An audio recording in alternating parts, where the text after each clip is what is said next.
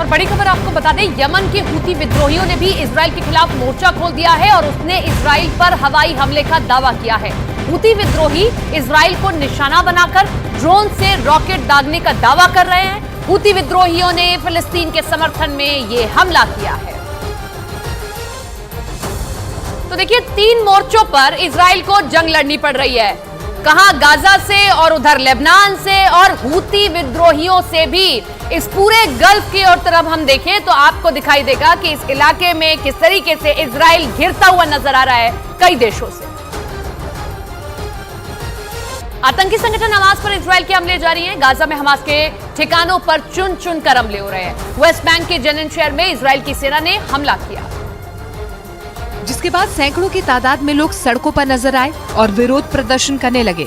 फिलिस्तीन के 3 की मौत के बाद लोगों का गुस्सा भड़क उठा है। हमले के विरोध में आसमान में फायरिंग की गई। वेस्ट बैंक के कई इलाकों की इमारतों में नुकसान हुआ है। इजराइल के प्रधानमंत्री ने पहले ही सीज फायर से इनकार कर दिया था। من سنتين مداهمات اغتيالات هدم للبنى التحتية الكهرباء المياه الصرف الصحي تخريب متعمد قتل بلا هوادي।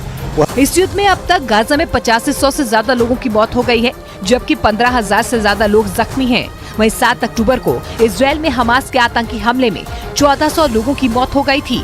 लेकिन हूथी विद्रोहियों ने इजराइल पर हमले तेज करने का ऐलान कर दिया, जिसके लिए वो लाल सागर को जरिया बनाने की तैयारी में है, क्योंकि लाल सागर की सीमाएं यमन और इजराइल दोनों से लगती हैं। और हूथी विद्रोही अपने पास ऐसी मिसाइलें होने का दावा करते हैं जिनकी रेंज में दक्षिणी इजराइल के कई बड़े हिस्से आते हैं। और इसीलिए इजराइल ने हूथी विद्रोहियों की चेतावनी को गंभीरता से लिया और उसकी नौसेना का जंगी जहाज लाल सागर में चक्कर लगाने लगा।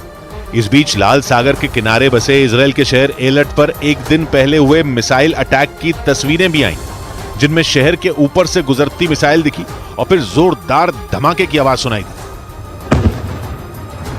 यानी उत्तर में हिजबुल्ला और दक्षिण में हमास से लड़ रहे इजराइल के सामने हूथी विद्रोहियों ने भी चुनौती पेश कर दी। लगने लगा कि जंग का नया मैदान लाल सागर में सजने वाला है। अफ्रीका और एशिया को अलग करने वाला लाल सागर हिंद महासागर में एंट्री का रास्ता खोलता है।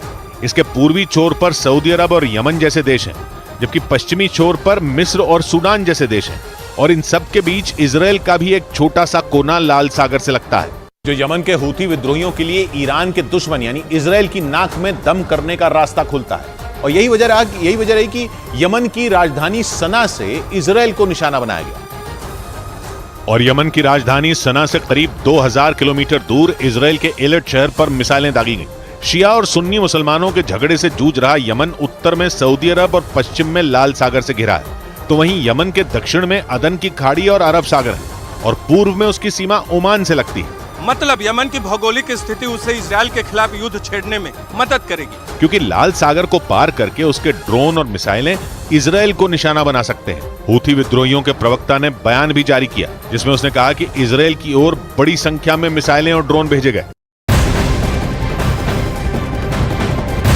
इजराइल और हमास में छिड़ी जंग के बीच गाजा के अल कुद्स अस्पताल के पास जोरदार विस्फोट होने की खबरें सामने आ रही हैं, जिससे अस्पताल और उसके आसपास के इलाके धमाकों की आवाज से गूंज उठा है।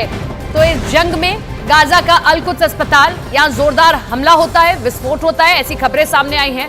हालांकि आपने देखा, इससे पहले भी एक अस्पताल को निशाना बनाने की बात सामने आती रही है कि उस अस्पताल के नीचे हमास के कमांडर सुरंग बनाकर रह रहे हैं और मजबूरन वहां पर हमला करना पड़ रहा है, क्योंकि वो अपना एपी सेंटर बनाया हुआ है हमास के लड़ाकों ने।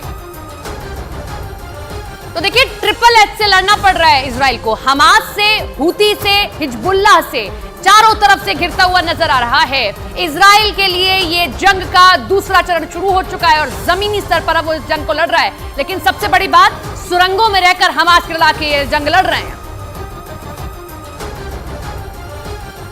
अब हम आपके लिए लाए हैं शेयर मार्केट से जुड़ा हुआ ये खास सेगमेंट, जिसमें आप मनी कंट्रोल पर निवेश और बिजनेस से जुड़ी हुई जानकारी विस्तार से ले सकते हैं।